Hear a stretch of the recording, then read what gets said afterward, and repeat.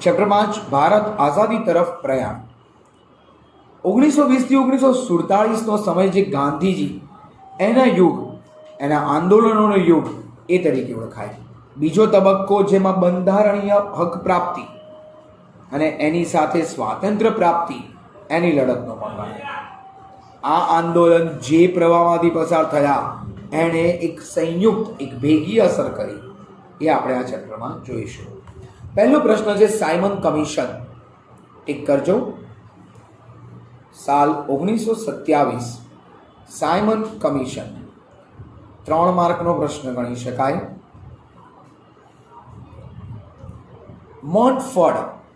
Montagu ચેમ્સફોર્ડ 1919ના સુધારાની એક જોગવાઈ મુજબ આ વસ્તુનો તેમાં અમલ થઈ રહ્યો છે અને આ સુધારાની જરૂરિયાત એના અંગે અભ્યાસ કરવા 10 વર્ષ બાદ એક કમિશન નીમવું.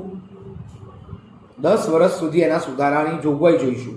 પહેલાં સુધારાની જોગવાઈ આપીશું, એ સુધારાની જોગવાઈ એના પછી એનું અવલોકન કરીશું અને એ અવલોકન કર્યા પછી એક કમિશન રચીશું, જેને 2 વર્ષ પહેલાં સાયમન કમિશન નીમવું પડ્યું. જ્હોન સાયમન એના અધ્યક્ષ પદે, જ્હોન સાયમન આ વ્યક્તિનું નામ ટીક કરો. 7 સભ્યો, ટીક કરજો, 7 સભ્યો, જેમાં બધા જ સભ્ય અંગ્રેજ હતા. હિન્દીઓના દુઃખ દર્દ હિન્દી સિવાય બીજું કોણ સમજી શકે? આ વિચારથી સાયમન કમિશનમાં હિન્દી સભ્યોને સામેલ કરવાની ભારતીયોએ ભલામણ કરી કે ભાઈ અમારો પ્રોબ્લેમ છે, અમારી સમસ્યાઓ છે, તો અમને સમજે એવા વ્યક્તિ લો, અમારા દેશના વ્યક્તિ લો. પણ અંગ્રેજોએ એક પણ ભલામણ સ્વીકારી નહીં. માટે જ ભારતીયોએ સાયમન કમિશનનો બહિષ્કાર કરવાનું નક્કી કર્યું. સાયમન કમિશનના ભારતમાં આગમન સમયે લોકોએ હડતાળ, સભા, સરઘસ, સાયમન ગો બેક એના નારા અને કાળા વાવટા ફરકાવી વિરોધ કર્યો, જેની સામે સરકારે દમન નીતિ, મારવા ફટકારવાની નીતિ વાપરી. સરકારી દમન નીતિનો ભોગ લાલા લજપતરાય, ગોવિંદ વલ્લભ પંત અને જવાહરલાલ નહેરુ, આ ત્રણેયના નામ ટીક કરજો. લાલા લજપતરાય, જેમને પર લાઠીચાર્જ કરતા એમનું માથું ફૂટ્યું અને મૃત્યુ પામ્યા.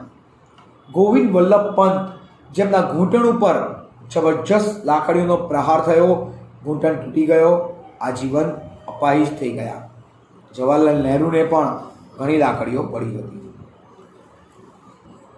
તો આ રીતે લાહોરમાં સરઘસની આગેવાની લેવા જતા લાલા લજપતરાય ગંભીર રીતે ઘાયલ થયા અને ગંભીર રીતે ઘાયલ થયા થોડા સમય બાદ એમનું અવસાન થયું. લાલાજીના મૃત્યુના સમાચારથી ભગતસિંહ, સુખદેવ અને રાજગુરુ, ટીક કરજો, આ ત્રણેય ક્રાંતિકારીઓ ઉશ્કેરાયા અને લાઠીચાર્જનો આદેશ આપનાર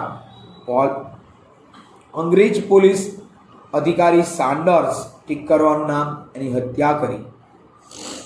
એટલે ક્રાંતિકારીઓ પણ ચગ્યા. નહેરુ કમિટી.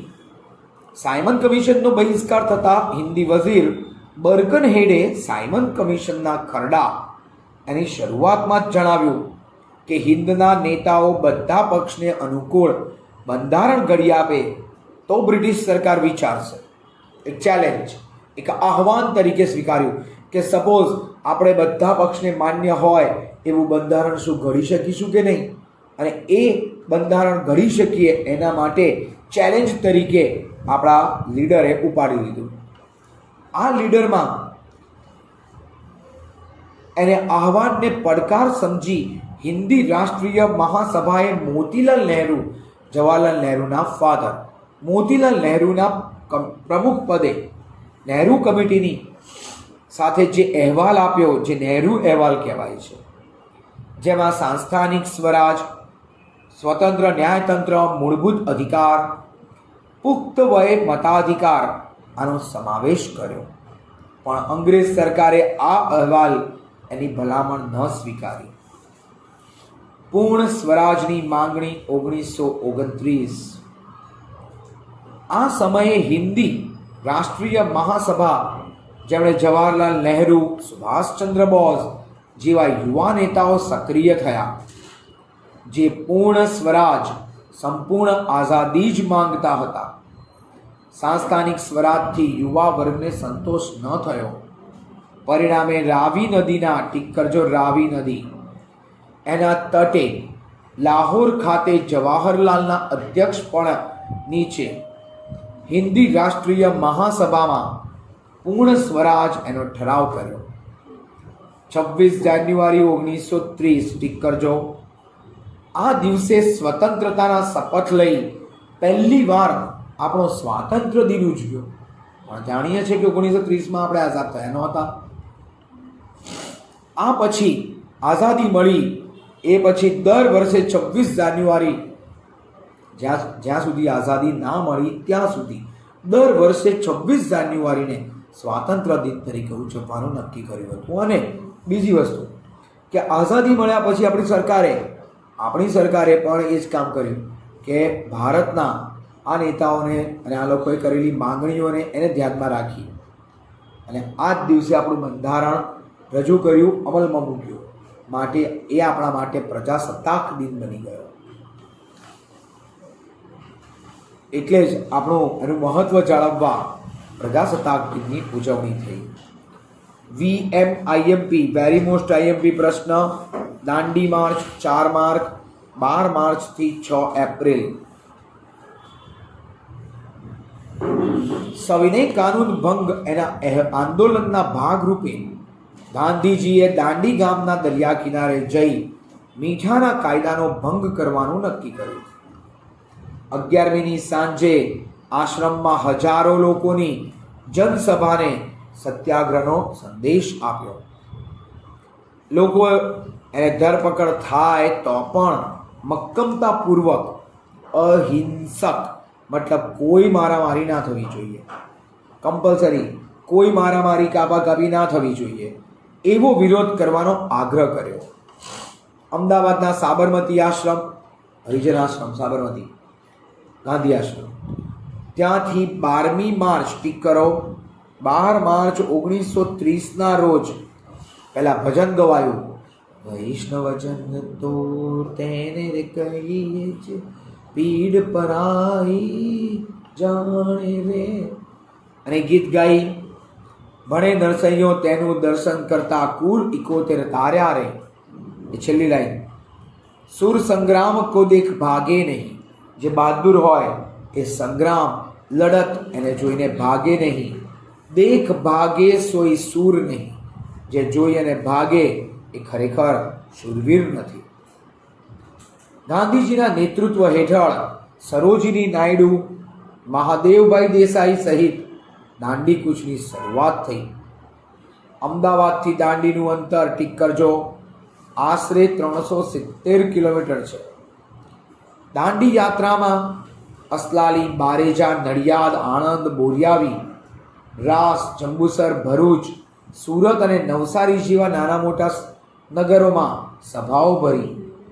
લોકોને સવિનય કાનૂન ભંગ શા માટે, મીઠાના કાયદાનો ભંગ શા માટે એની સમજ આપી. ગાંધીજીએ ભાટ મુકામે, ભાટ 29 માર્ચ 1930, ટીક કરજો, એમણે કહ્યું હતું કે હું કાગડા કૂતરાની મોતે મરીશ, પણ સ્વરાજ મળશે નહીં ત્યાં સુધી હું આશ્રમમાં પાછો નહીં આવું. હવે આ રીતે એમણે પોતે પ્રતિજ્ઞા લીધી. આ કૂચ જે ગામમાંથી પસાર થાય ત્યાં લોકો રસ્તા સાફ કરતા, પાણી છાંટી તોરણ બાંધી તેને શણગારતા. આ યાત્રાએ ભારતના લોકોમાં એક અપૂર્વ જાગૃતિ, અજબની શ્રદ્ધા, ચેતના અને એકતા જગાવવાનું અદ્ભુત કામ કર્યું. દેશભરમાં સત્યાગ્રહનું મોજું ફરી વળ્યું. ગાંધીજી તેમના સાથીદારો સાથે 24 દિવસ, ટીક કરો, પદયાત્રા એટલે ચાલતા જઈ 5 એપ્રિલ 1930ના રોજ ત્યાં દાંડી પહોંચ્યા. 6 એપ્રિલ 1930, ટીક કરો, વહેલી સવારે 6:30 કલાકે દરિયા કિનારે જામેલા મીઠામાંથી મુઠ્ઠી મીઠું લઈ મીઠાના અન્યાયી કાયદાને તોડ્યો. ગાંધીજીએ કીધું, मैंने नमक का कानून तोड़ दिया। ત્યાં ઉપસ્થિત લોકોને સંબોધતા કહ્યું, હું બ્રિટિશ સામ્રાજ્ય રૂપી ઇમારતના પાયામાં લૂણો લગાડું છું। લૂણ એટલે મીઠું, લૂણ એટલે મીઠું। મીઠું જો કોઈ પણ બિલ્ડિંગના પાયામાં નાખી દેવામાં આવે તો ધીમે ધીમે એ પાયો નીચે બેસતો જાય અને બિલ્ડિંગ બંધ થઈ જાય, પડી જાય। શ્રી મહાદેવભાઈ દેસાઈએ આ દાંડી કૂચને ઠીક કરો મહાભિનિષ્ક્રમણ ભગવાન બુદ્ધ એના કેવળ જ્ઞાન સાથે સરખાવે છે। દુનિયાભરના પત્રકાર, ફોટોગ્રાફર્સ જેણે આ સ્થળની મુલાકાત લઈ આંખે દેખ્યો અહેવાલ લખ્યો। 12મી માર્ચે સાબરમતી આશ્રમથી શરૂ થયેલી આ યાત્રા દાંડી કૂચ નામે જગવિખ્યાત બની, પરંતુ બ્રિટિશ સલ્તનતના પાયામાં તેણે લૂણો લગાડવાની શરૂઆત તો કરી છે। આખા દેશમાં સવિનય કાનૂન ભંગ એની ચળવળ શરૂ થઈ અને તેમાં સરકારે દમનનો કોરડો, દમન એટલે મારવા, ફટકારવા, જુડવા, એનો કોરડો વીંઝવા માંડ્યો। લાઠીમાર, ધરપકડ, ગોળીબાર, સ્ત્રી અને બાળકો ઉપર જુલમ આચર્યા, છતાં લડતનું જોર નરમ ન પડ્યું। દાંડી કૂચ દરમિયાન વિદેશી કાપડનો બહિષ્કાર, દારૂબંધી, હિન્દુ મુસ્લિમ એકતા, અસ્પૃશ્યતા નિવારણ વગેરે અનેક રચનાત્મક કાર્યક્રમ એનું આયોજન કરાયું। એક રચનાત્મક કાર્યો રચ્યા। દાંડી યાત્રા અને નમક સત્યાગ્રહથી આવેલી જાગૃતિને લીધે દેશમાં અસહકાર, સરકારને સાથ નહીં આપવાનો, એના આંદોલન શરૂ થયા અને સત્યાગ્રહના કાર્યક્રમો દેશભરમાં ચાલુ થયા। આ કાર્યક્રમમાં સ્વદેશી આંદોલન, વિદેશી વસ્તુનો બહિષ્કાર, દારૂબંધી, દારૂના પીઠા જ્યાં દારૂ વેચાતું હોય તેના ઉપર પિકેટિંગ, તમને જઈને સમજાવે કે મહેરબાની કરીને આ દારૂ ના પીશો, તમારા પરિવારને નુકસાન કરે છે અને દેશનું પણ નથી। મહેસૂલી સહિતના ઘણા બધા કર ન ભરવાનું નાકર આંદોલન, અસ્પૃશ્યતા નિવારણના કાર્યક્રમ સંબંધિત સત્યાગ્રહ, સભા અને સરઘસના કાર્યક્રમ થયા। આ જાગૃતિ અને આંદોલન નબળા પાડવા, તેને કચડી નાખવા સરકાર દ્વારા લાઠીચાર્જ, કારાવાસ સહિત દમનકારી પગલાં, મારવા ફટકારવાના પગલાં ભરાયા, દમનકારી પગલાં લેવાયા। આ પ્રતિક્રિયા રૂપે દેશમાં railway, police station, post office, અન્ય ઇમારતોમાં તોડફોડ થઈ। મુંબઈ પાસે વડાલા પીઠા ઉપર નાગરિકોએ ઘૂસ મારી। દિલ્હીમાં કસ્તુરબા અને અબ્દુલ ગફાર ખાન, ઠીક કરજો, જે સરહદના ગાંધી કહેવાતા, એમના નેતૃત્વમાં વડાલા રેડ થઈ હતી, જ્યારે કસ્તુરબા, ગાંધીજીના વાઇફ, એમના નેતૃત્વમાં દારૂબંધી અને પિકેટિંગ થયું। સુરત, ધરાસણા અને વિરમગામ એમાં મીઠાના સત્યાગ્રહ થયા। ઉપરાંત સરકારી નોકરીનો ત્યાગ, સરકારી શાળામાંથી અલગ અભ્યાસ છોડી દેવાનો ઘણા બધા કાર્યક્રમ ત્યારે યોજાયા। સરસ ટોપિક નાનકડો છે, ગાંધી ઇરવિન સમજૂતી। ગાંધી ઇરવિન કરાર અને ગોળમેજી પરિષદ, સત્યાગ્રહ કેન્સલ। બ્રિટિશ સરકારે ભારતને કેવા પ્રકારનું બંધારણ આપવા એક ગોળમેજી પરિષદ બોલાવી, પણ પહેલી પરિષદમાં કોંગ્રેસનો એક પણ સભ્ય ન હોવાથી નિષ્ફળ ગઈ। આથી કોંગ્રેસને મનાવવા ગાંધીજી અને ઇરવિન વચ્ચે ગાંધી ઇરવિન સમજૂતી માર્ચ 1931માં થઈ, જેણે આપણા ભગતસિંહનો ભોગ લીધો। ગાંધીજી એ વખતે કહી શકતા હતા ભગતસિંહને છોડી દો, ગાંધીજીએ કામ ના કર્યું, યોગ્ય નહોતું, બરાબર, એ યોગ્ય નહોતું। અને જેમાં સત્યાગ્રહની નીતિ, જેમાં મીઠું પકવવાની સ્વતંત્રતા, શાંત પિકેટિંગ, સંમતિ, એ બધા મુદ્દા રહ્યા। બીજી ગોળમેજી પરિષદમાં કોંગ્રેસના પ્રતિનિધિ તરીકે માત્ર ગાંધીજી હાજર રહ્યા, પણ બ્રિટિશ પક્ષે બંધારણ ઘડતરની ચર્ચા, અલગ અલગ કામ માટે અલગ અલગ મતદાર વિભાગ, એના વિભાજનનો મુદ્દો ઉઠાવ્યો કે હિન્દુઓનું મતદાર અલગ, મુસ્લિમોનું મતદાર અલગ। આ મુદ્દો ઉઠાવતા ગાંધીજી નિરાશ થયા અને પરિષદ નિષ્ફળ ગઈ।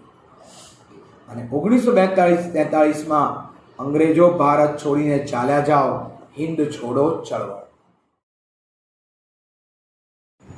Hello friends, I am Bhumir sir. Please મારી ચેનલ ભૂમિર સર એને સબસ્ક્રાઈબ કરો અને standard 9, 10th, 11th, 12th English medium, Gujarati medium બંનેના ગુજરાતી, સંસ્કૃત અને એસએસ ત્રણેય સબ્જેક્ટના વિડીયોઝ તમે જોઈ શકશો. ઓકે, આ ચેનલ પબ્લિકલી છે, જેમાં કોઈ બીજા કન્ટેન્ટ્સ નથી, ઓનલી એજ્યુકેશન રિલેટેડ છે. સો પ્લીઝ દરેક જણ આ ચેનલને સબસ્ક્રાઈબ કરતા રહો અને નવા નવા વિડીયોઝ તમે જોઈ શકશો. તમારા બાળકોને અથવા તો ફ્રેન્ડ સર્કલમાં કોઈ પણ હોય એને પણ તમે આ વિડીયોઝ બતાવી શકશો.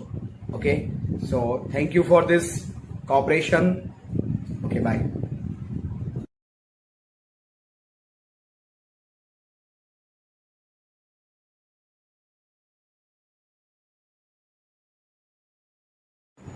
Hello friends, I am Bhumir sir. Please મારી ચેનલ ભૂમિર સર એને સબસ્ક્રાઈબ કરો અને standard 9, 10th, 11th, 12th English medium, Gujarati medium બંનેના ગુજરાતી, સંસ્કૃત અને એસએસ ત્રણેય સબ્જેક્ટના વિડીયોઝ તમે જોઈ શકશો. ઓકે, આ ચેનલ પબ્લિકલી છે, જેમાં કોઈ બીજા કન્ટેન્ટ્સ નથી, ઓનલી એજ્યુકેશન રિલેટેડ છે. સો પ્લીઝ દરેક જણ આ ચેનલને સબસ્ક્રાઈબ કરતા રહો અને નવા નવા વિડીયોઝ તમે જોઈ શકશો. તમારા બાળકોને અથવા તો ફ્રેન્ડ સર્કલમાં કોઈ પણ હોય એને પણ તમે આ વિડીયોઝ બતાવી શકશો.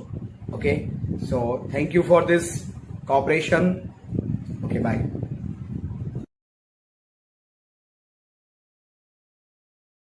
હિન્દ છોડો ચળવળ મોસ્ટ આઈએમપી 4 માર્ક.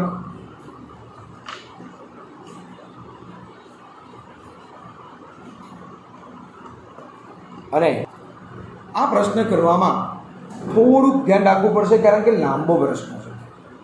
ઘણી વખત આપણને ઇતિહાસમાં અહીંયાથી જ ખબર પડે કે આ લેન્થી છે.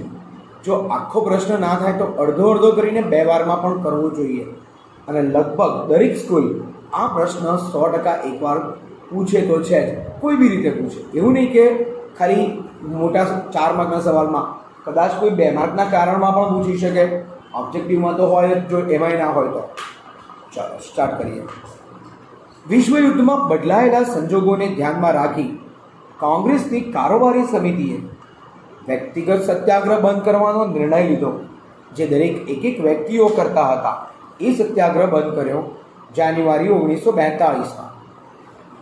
ક્રિપ્સ, જેની દરખાસ્ત દ્વારા સાબિત થયું કે બ્રિટિશ સરકાર ભારતમાં સત્તા છોડવા માંગતી નથી અને તથા હિન્દુસ્તાનને સ્વરાજ આપવાનો પણ એનો કોઈ ઈરાદો નથી.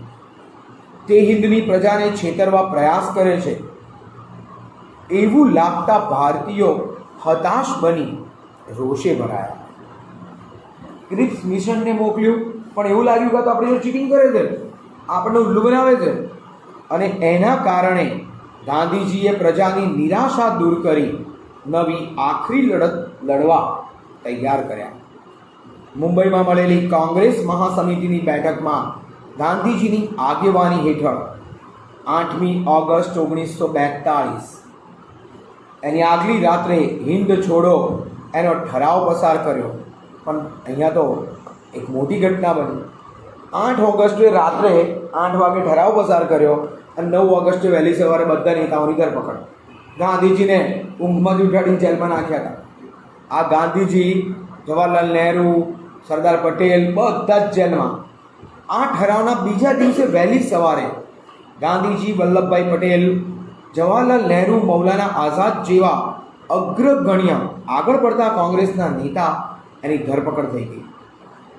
વર્તમાનપત્રો પર પ્રતિબંધ આવી ગયો અને પ્રાંતિક અને જિલ્લા કક્ષાના કોંગ્રેસી નેતાને પણ પકડી લેવામાં આવ્યા. ગાંધીજી સહિત બધા નેતાઓની ધરપકડને પરિણામે દેશના શહેરો, ગામ એકાએક સખત હડતાળ પાડી. ગાંધીજીએ કહેલું, આઝાદી માટે મારી આ અંતિમ લડત છે અને તેના માટે લોકો બધું જ બલિદાન આપવા તૈયાર થાય. એટલે સૂત્ર હતું, કરજો ટેક, કરેંગે યા મરેંગે. અધૂરું સૂત્ર છે. પૂરું સૂત્ર હતું, કરેંગે યા મરેંગે લેકિન આઝાદી લેકે રહેંગે. એટલે ગાંધીજીએ કીધું કે દેશના દરેક લોકો આઝાદીની ચળવળમાં જોડાય, અને એટલા માટે જ મોસ્ટ ઓફ પબ્લિક આઝાદીની ચળવળમાં જોડાઈ. હિન્દ છોડો આંદોલન દરમિયાન પડેલી હડતાલ, તો દેશના અલગ અલગ ગામ અને શહેરોમાં મજૂર, ખેડૂત, યુવાન, વિદ્યાર્થી, શિક્ષકો, વેપારીઓ, સ્ત્રીઓ દરેક જણાએ ભાગ લીધો. મજૂરોએ કારખાનામાં હડતાલ પાડી. જમશેદપુરના લોખંડના કારખાનામાં અને મુંબઈ તથા મદ્રાસની કાપડની મિલોમાં હડતાલ પડી. અમદાવાદમાં કાપડની 75 મિલોના 1,40,000 ટીકરો વાક્ય. મજૂરો 105 દિવસ, 3.5 મહિના 105 દિવસ હડતાલ. શાળા કોલેજમાં હડતાલ બંધ. અમદાવાદમાં દરેક બજારો 3.5 મહિના બંધ રહ્યા. મેઇન અમદાવાદ એ વખતે કાપડ બજાર વધારે, મોસ્ટ ઓફ બધા એમના બાપદાદાઓ બધા એ કાપડ માર્કેટમાં વધારે હતા. હિન્દ છોડો આંદોલન દરમિયાન ભાંગફોડ, તોડફોડની પ્રવૃત્તિઓ વધી. કઈ રીતે? તો દેશમાં ચારે તરફ લોકોનો ક્રોધ બ્રિટિશ સરકારની સામે ભભૂકી ઉઠ્યો. શાંત દેખાવની સામે સરકારે દમન નીતિ અપનાવતા શહેરો અને ગામડાઓના લોકોના ટોળાઓએ તાર, ટેલિફોન, રેલવે લાઇન, સરકારી મકાન, પોસ્ટ ઓફિસ, પોલીસ સ્ટેશન, સરકારી કચેરી, પુલ, રસ્તા, શાળા કોલેજના મકાનો, રેલવે સ્ટેશન તોડી નાખવા, માલ મિલકતને લૂંટવા, આગ લગાડી દેવાના બનાવ બન્યા. લોકો શું કરતા કે ચીજવસ્તુઓને લૂંટે, માલ મિલકતને આગ લગાડી દે. આમ જોવા જઈએ તો કેટલીક જગ્યાએ તો બોમ્બનો પણ પ્રયોગ થયો હતો. આપણા અમદાવાદમાં જ લોર્ડ હાર્ડિંજ એની બગી ઉપર બોમ્બ ફેંક્યો. પછી બીજા વાઇસરોય મિન્ટોમાં તો જબરું થયું. વાઇસરોય મિન્ટોમાં એની બગી પર જ્યારે બોમ્બ ફેંકાયો રાયપુર દરવાજા બહાર, તો એ બગીમાં વકીલ કેનેડી, એની પત્ની, એની છોકરી, લોર્ડ મિન્ટો, ચલાવનારો વ્યક્તિ અને ઘોડો, આટલા જણા સજીવો હતા. આ બોમ્બના કારણે બગીના ફૂરચા ઉડી ગયા. ખાલી લોર્ડ મિન્ટોને મારવા માટે બોમ્બ નાખ્યો હતો, એ બચી ગયો, બાકીના 8 મરી ગયા. ઘોડો, ચલાવનાર, કેનેડી, એની પત્ની, છોકરી,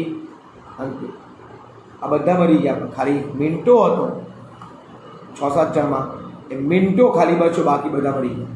મારવાના હતો એ બચી ગયો, નહોતા મારવાના એ મરી ગયા. રેલવેને બહુ જ નુકસાન કર્યું, બોમ્બ વિસ્ફોટ પણ કર્યા ક્યાંક ક્યાંક. તો આ બધી પરિસ્થિતિ બદલાતી ગઈ.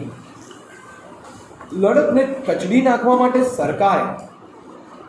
લડત તોડી નાખવા સરકારે પ્રયત્ન કર્યો. આ લડતની ઉગ્રતા સ્ટ્રોંગ અને મોટા વ્યાપ વધારે ફેલાવો, જેને કારણે સામુદાયિક ધરપકડ અને ભારે દમન નીતિ, એનાથી ટૂંકા સમયમાં તેને કચડી નાખવાની નીતિ પાર ન પડી. સરકારને લાગ્યું કે ફટકારીશું, મારીશું એટલે પબ્લિક બંધ થઈ જશે. આ વખતે એવું ના થયું. આ વખતે આ કિસ્સો ઊંચો ગયો, વધારે ઊંચો ગયો, અને પબ્લિક જુસ્સાપૂર્વક જોડાતી ગઈ. આખા દેશમાં ઠેર ઠેર લડતનો ફેલાવો ભાંગફોડ દ્વારા સરકારી તંત્રને ખોદવી નાખવાનો, મતલબ કે સરકારનું જે તંત્ર ચાલતું હોય એને અટકાવી દેવાનો પ્રયાસ પણ થયો.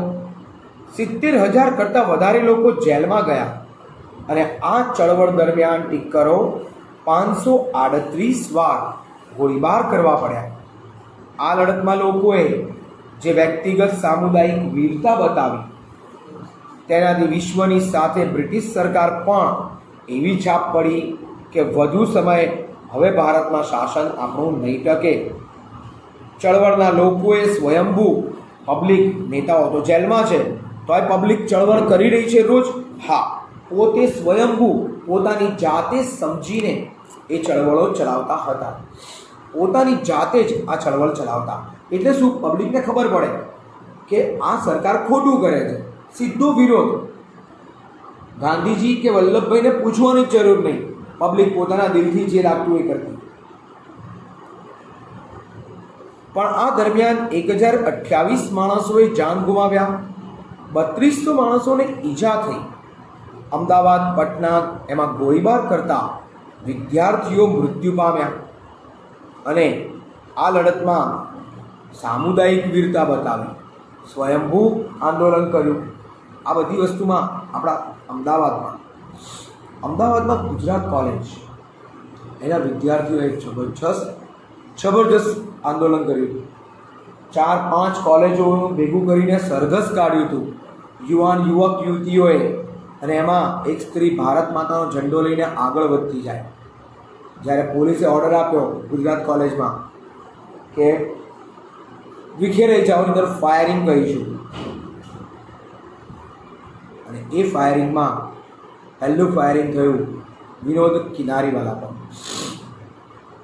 તમારાથી થોડો મોટો 18-19 વર્ષનો છોકરો, 18-19 વર્ષનો છોકરો સામી સાથે ઊભો રહ્યો, ડગ્યો નહીં. મરતા પણ પોતાનો ઝંડો ઊંચો રાખીને મર્યો. પોતે આમ ઝંડો પકડેલો, એ ઝંડો ઊંચો રાખી અને એ મર્યો. તો કહેવાય કે ભાઈ એ વ્યક્તિ શહીદ થયો, એને મર્યો ના કહેવાય.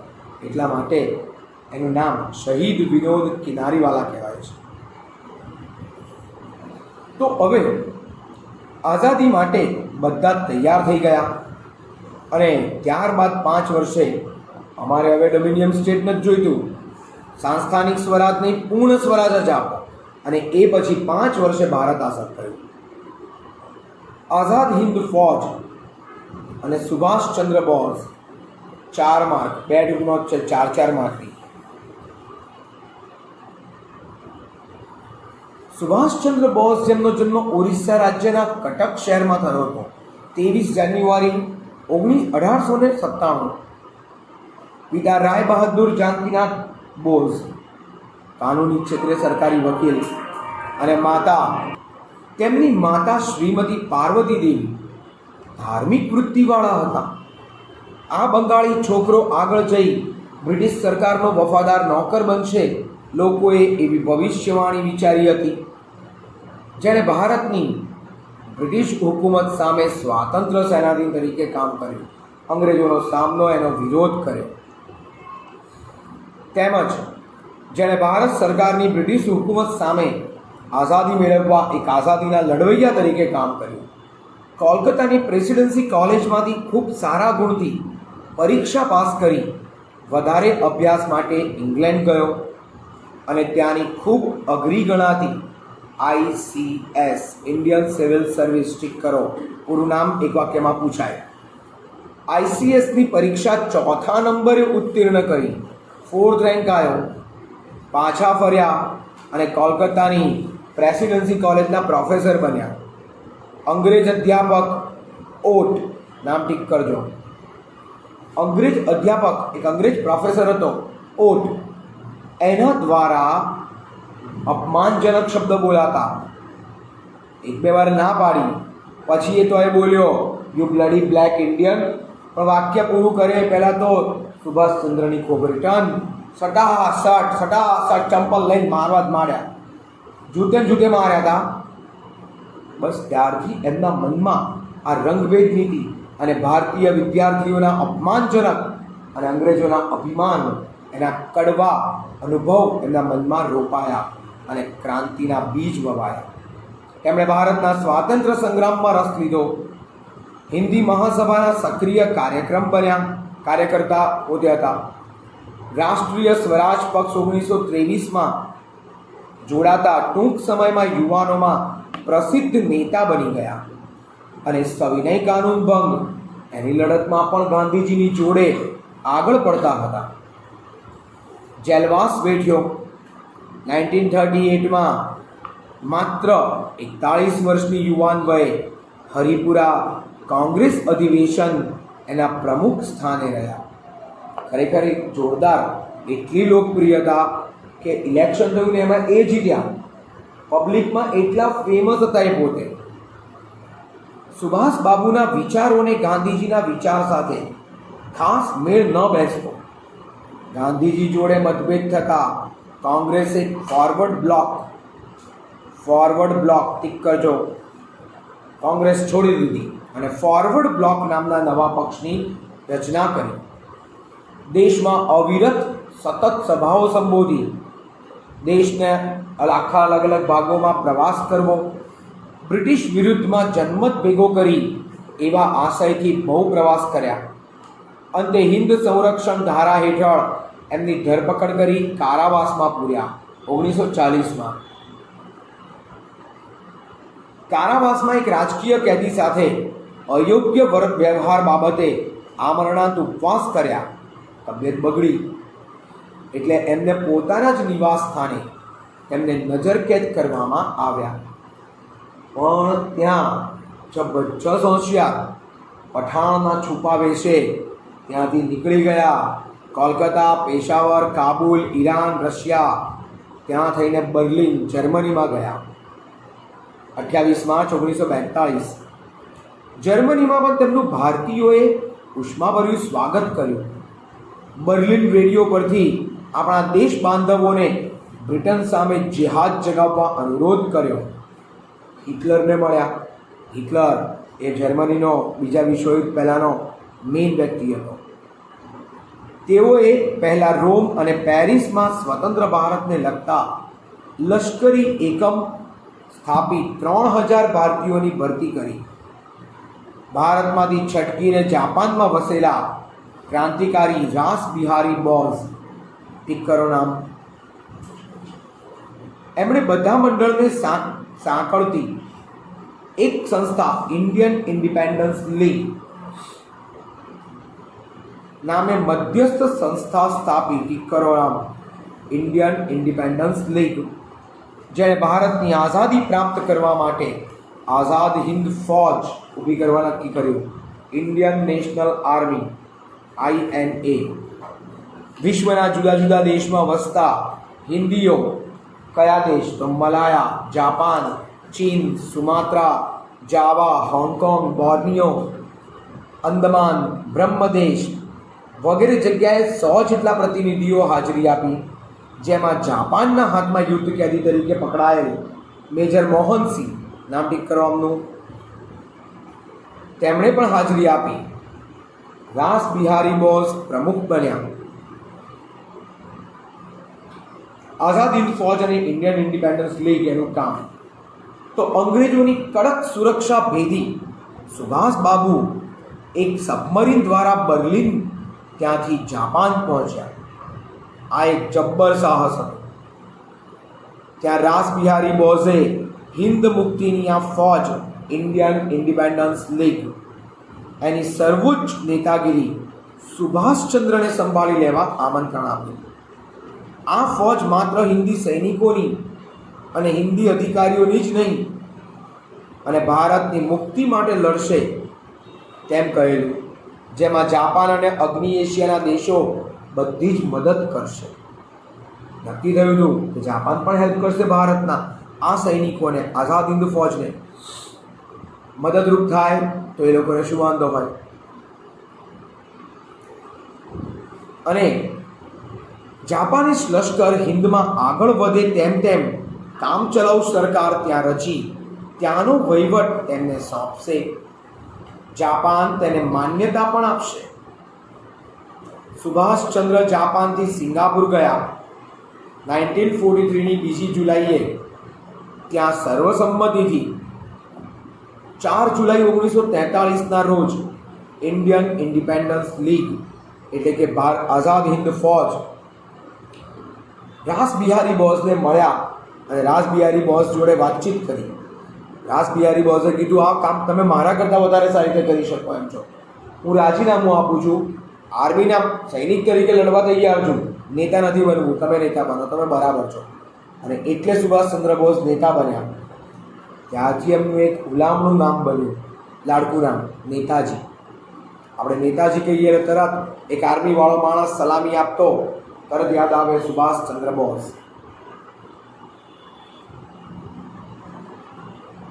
ત્યાં વસતા હિન્દીઓને માતૃભૂમિને મુક્ત કરાવવા એક સમર્થ નેતા મળ્યો અને નેતાજી એમનું ગુલામનું નામ બન્યું. નેતાજીએ સૈનિકોને જે સૂત્ર આપ્યા, ટીક કરો, ચલો દિલ્હી, જય હિન્દ અને तुम मुझे खून दो मैं तुम्हें आज़ादी दूंगा आ सूत्र તેમણે આપ્યા। પોતાના કુશળ માર્ગદર્શન હેઠળ આરઝી હકુમત રચી દક્ષિણ પૂર્વ એશિયાના દેશોનો પ્રવાસ કરી ત્યાંના ભારતીયો માટે માતૃભૂમિની આઝાદી માટે સર્વસ્વનું બલિદાન આપવાની માગણી કરી। તમારું જીવનનું બલિદાન જોઈએ છે મારે, આપો। તો અહીંયા તો એમણે આ રીતે જે સૂત્ર આપ્યું એમાં ભારતીયો પાસે માતૃભૂમિની આઝાદી માટે સર્વસ્વનું બલિદાન માગણી કરી। કામચલાઉ સરકાર આઝાદ હિંદ ફૌજનું નેતૃત્વ સંભાળવાની સાથે જ સુભાષચંદ્ર બોઝે કામચલાઉ સરકાર રચી। અમુક સમય માટે આઝાદી ના મળે ત્યાં સુધીની સરકાર, જેમાં તે પોતે વડાપ્રધાન અને લશ્કરના સર્વોચ્ચ વડા બંને બન્યા। હિન્દની આ કામચલાઉ સરકારને જાપાન, જર્મની, ચીન, ઇટાલી, બર્મા વગેરે દેશોએ માન્યતા આપી। આ સરકારે હિન્દી ભાષાને રાષ્ટ્રીય ભાષા, ત્રિરંગો રાષ્ટ્રધ્વજ એને રાષ્ટ્રધ્વજ તરીકે સ્વીકાર્યો। આવક માટે જાપાનની સહાય, સ્વૈચ્છિક ફાળો, મિલકત વેરો આ બધું જ નક્કી થયું। નેતાજીએ 1943માં અંદમાન નિકોબાર ટાપુની મુલાકાત લીધી, જેના નામ ટીક કરજો, શહીદ અને સ્વરાજ્ય નામ આપ્યા। અંતિમ તબક્કો અને સુભાષ બાબુની શહીદી।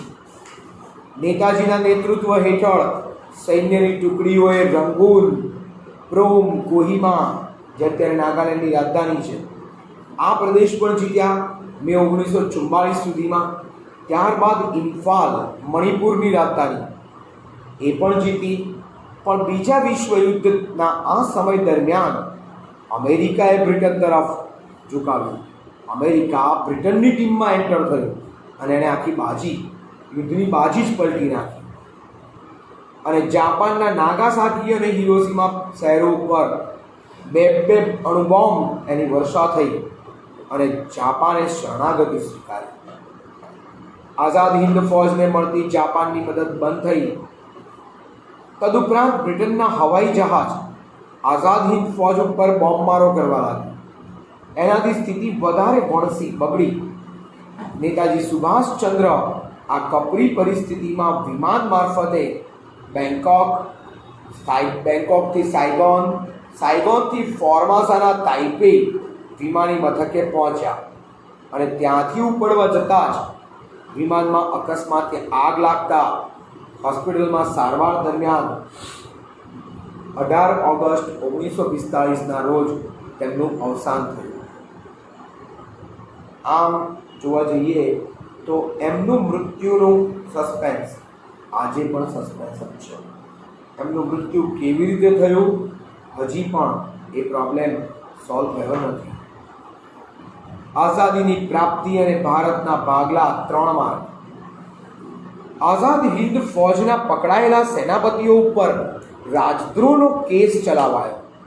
ભુલાભાઈ દેસાઈ, જવાહરલાલ નહેરુ જેવા વકીલો એમના વતી કેસ લડ્યા તો પણ બ્રિટિશ સરકારે સજા કરી।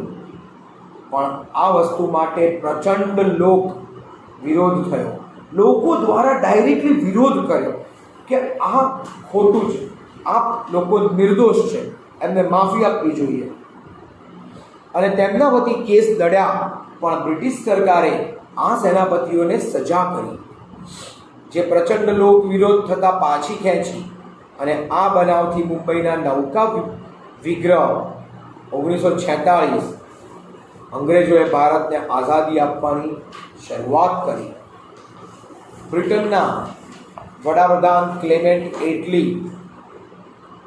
એટલીએ જાહેરાત કરી કે બ્રિટિશ સરકાર કેબિનેટ મિશન યોજના મુજબ રચાનાર ભારતની સરકારને ભારતની તમામ સત્તા સોંપી જૂન 1948 પહેલાં વિદાય લઈ લેશે। मतलब કે જૂન 1948 સુધીમાં બધા ચાલ્યા જશે અંગ્રેજો। પણ પ્રોબ્લેમ થયો, ગજબ પ્રોબ્લેમ। આજની તારીખમાં આ પ્રોબ્લેમ ચાલુ છે અને એ પ્રોબ્લેમ હતો ભારત પાકિસ્તાનના ભાગલા, એ પ્રોબ્લેમ હતો હિન્દુ મુસ્લિમના ઝઘડા।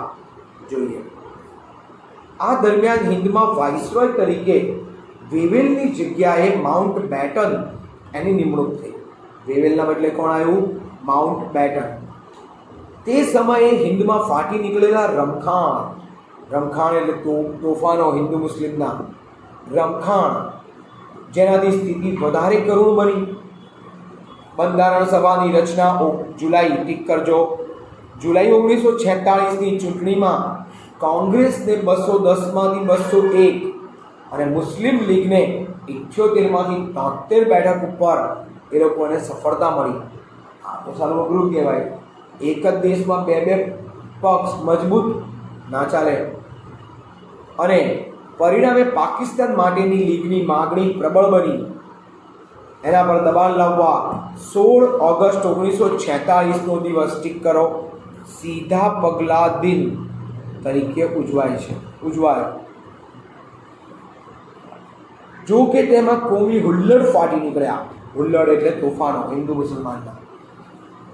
આ સંજોગોમાં માઉન્ટ બેટને જવાહરલાલ નહેરુ, સરદાર પટેલને સમજાયું કે અનેક સ્વાયત્ત, અનેક સ્વતંત્ર અને વિરોધી એકમવાળી નિર્બળ કેન્દ્ર સરકાર કરતાં કેન્દ્રને આધીન વહીવટ સારી રીતે ચલાવી શકાય તેવા સુદૃઢ કેન્દ્ર સરકાર ધરાવતું હિન્દ વધારે શાંતિ ભોગવી શકશે.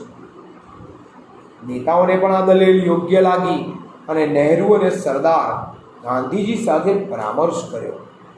ગાંધીજીએ ના છૂટકે ભારતના ભાગલા એનો ભારે હૈયે વિરોધ કર્યો, પણ પછી આ પાડ્યું. માઉન્ટ બેટન યોજના 1947 અને ભારતના ભાગલા. વાઇસરોય લોર્ડ માઉન્ટ બેટને પોતાનું સ્થાન સંભાળ્યું 24 માર્ચ 1947ના રોજ.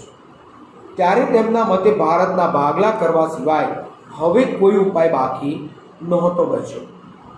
સરદાર પટેલ જેવા કેટલાક નેતાઓ, વાસ્તવદર્શી નેતાઓએ પણ આ વાત સ્વીકારી લેવા આગ્રહ કર્યો.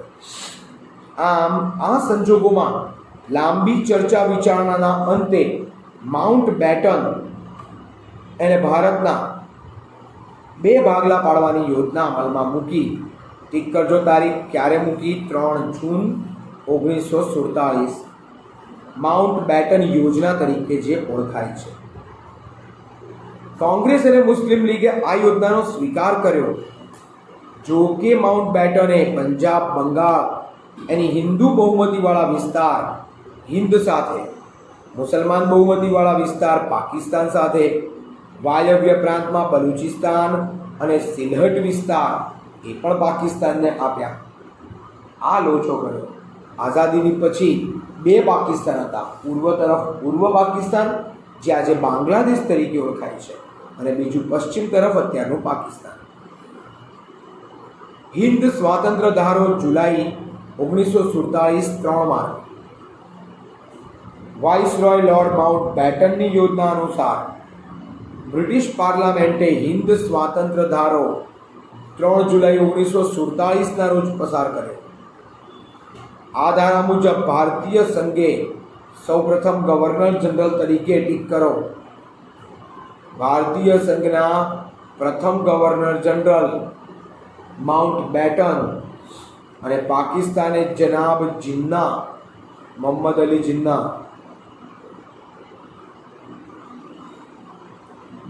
એને પસંદ કર્યા. આ ધારાથી ભારતની પરાધીનતાનો અંત આવ્યો. માટે જ ગાંધીજીએ આ કાયદાને બ્રિટિશ સરકાર દ્વારા આપવામાં આવેલો શ્રેષ્ઠ અને શ્રેયકર કાયદો, સારામાં સારો અને આપણા માટે લાભકારક કાયદો ગણ્યો. બ્રિટિશ શાસનના અંતિમ વાઇસરોય માઉન્ટ બેટન એના દ્વારા સત્તા સોંપવાની કાર્યવાહી નવી દિલ્હીમાં એક ફંક્શન દ્વારા સ્ટાર્ટ થઈ. 14 ઓગસ્ટ 1947 એની મધ્યરાત્રિએ ધ્વજ સ્તંભ પરથી ઇંગ્લેન્ડનો યુનિયન ઝેક એટલે કે એનો રાષ્ટ્રધ્વજ ઇંગ્લેન્ડનો એ ઉતારી લેવાયો અને ભારતનો ત્રિરંગી રાષ્ટ્રધ્વજ ફરકાવ્યો. માઉન્ટ બેટને ભારતને આઝાદી આપતા દસ્તાવેજો ભારતના ગવર્નર જનરલ રાજગોપાલાચારીને સોંપ્યા. સત્તા હસ્તાંતરણની બધી જ કાર્યવાહી પૂરી થઈ. સત્તાની ટ્રાન્સફર કરવાની હતી, એ ટ્રાન્સફરનું બધું જ કામ કમ્પ્લીટ થયું. અને આનંદની લહેરો ગુંજી ઉઠી. 15 ઓગસ્ટ 1947 આપણો આઝાદીનો દિવસ. સુંદર પ્રભાત ઉગ્યું. સમગ્ર ભારત દેશની જનતાએ આનંદ અને વાતાવરણ ઉલ્લાસથી પ્રથમ સ્વાતંત્ર્ય દિનની ઉજવણી કરી. ઠેર ઠેર તોરણ બંધાયા. શાળાઓમાં બાળકોને મીઠાઈ વહેંચી. અનેક લોકોની પ્રતિજ્ઞા પૂરી થયાની રાહત અનુભવી. અને મહાત્મા ગાંધી એક જ એવા હતા જેને ભારતના ભાગલા પડવાની વેદના પીડા હતી, એટલે એ દુઃખ કે શોકમાં ડૂબેલા હતા. ગાંધીજીને બહુ દુઃખ હતું, આવા ભાગલા ના પડવા જોઈએ. સ્વતંત્ર બનેલા ભારત અને તેની સમક્ષ તત્કાલીન સમસ્યા. હવે ભારત આઝાદ થયું. આઝાદ થયા પછી પણ કેટલીક સમસ્યાઓએ જન્મ લીધો.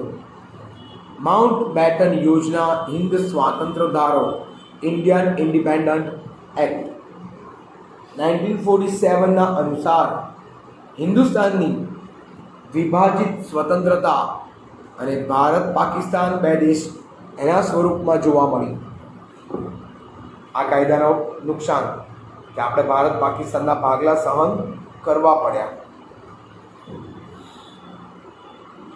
આ તબક્કે જ સ્વતંત્ર ભારત માટે લશ્કરી વ્યવસ્થા, મિલકતને લગતા પ્રશ્ન, લેણા દેવાનો મેળ, હિસાબ, નિરાશ્રિતોની સમસ્યા, જાહેર સેવા અને તેના અધિકારીઓ, એના વહીવટી તંત્ર ઉપરાંત પશ્ચિમે આવેલું પશ્ચિમ પાકિસ્તાન, પૂર્વે આવેલું પૂર્વ પાકિસ્તાન, એની આંતરરાષ્ટ્રીય સરહદ નક્કી કરવી.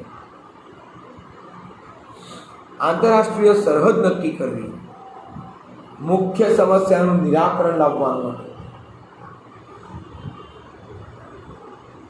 આ પ્રશ્નના નિરાકરણ માટે માઉન્ટ બેટન એના અધ્યક્ષ પદે ભારત અને પાકિસ્તાનના બે એમ કુલ 5, 2 ભારતના, 2 પાકિસ્તાનના અને 5મો માઉન્ટ બેટન, આ 5 જણા લશ્કરની વ્યવસ્થા, મિલકતના ભાગલા, લેણા દેણાનો હિસાબ, આ બધું જ એની જોડેથી કરી લીધું. અને જ્યારે આ 5 લોકોની સમિતિ બની, આવા પ્રશ્નના ઉકેલ માટે સંબંધિત પ્રશ્નના જાણકાર તજજ્ઞો, હોશિયાર વ્યક્તિઓ, જાણકાર તજજ્ઞો એટલે બ્રિલિયન્ટ, હોશિયાર વ્યક્તિઓ, એના પંચ નિમણૂક પામ્યા. અને મતભેદ પ્રસંગે પંચ જે ચુકાદો આપે તે દરેક જણાએ માનવો જ, એવું લખી આપ્યું. ભારતીય લશ્કરના સેનાપતિ અને ભારતીય લશ્કરના સેનાપતિએ લશ્કર અને શસ્ત્ર સરંજામનું વિતરણ એને વહેંચી દીધું. ભારતના ભૂતપૂર્વ મુખ્ય ન્યાયાધીશના અધ્યક્ષ પદે ભારતના અને પાકિસ્તાનના એક પ્રતિનિધિ રાખવાનું, એટલે એક મધ્યસ્થ વ્યક્તિ, એક ભારતનો એક પાકિસ્તાનનો, ઝઘડાનું સોલ્યુશન વાતચીતથી પતાવી દેવાનું.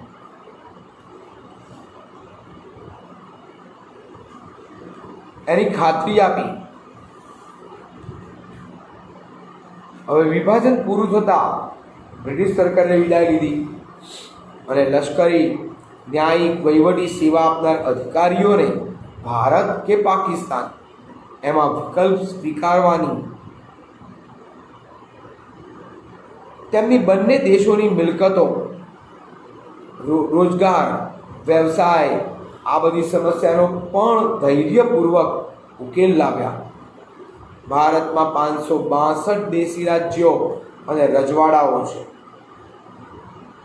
આ રજવાડાઓને સ્વતંત્ર ભારત સંઘમાં જોડાવવાનો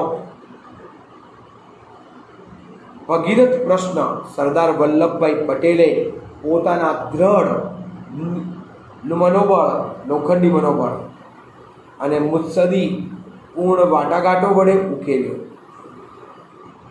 આમ છતાં વિભાજનને લીધે થયેલા કોમી રમખાણ મહાત્મા ગાંધીજી એની હત્યાનો આઘાત, સ્વતંત્ર ભારતને સુશાસન આપી પગભર બનાવવાનો પ્રોબ્લેમ, ખેતીના ક્ષેત્રમાં નબળી પરિસ્થિતિ, આ સ્થિતિમાં દેશમાં શાંતિ અને સુલેહનું વાતાવરણ ઊભું કરવું રહ્યું. દેશની આંતરબાહ્ય સુરક્ષા જેવા પ્રશ્નના નિરાકરણ વગેરે બાબતો માટે લાંબા ગાળાના આયોજન આવશ્યક બન્યા. ઇન શોર્ટ, આઝાદી પછી અલગ અલગ રચનાઓ આવી અને લોકોએ કાયદાથી તેને માન્યતા આપી. તો આમ કાયદો એનું કામ કરતો હતો, અંગ્રેજો એ કાયદાની જોડે કામ કરતા હતા. તો આ હતું આપણું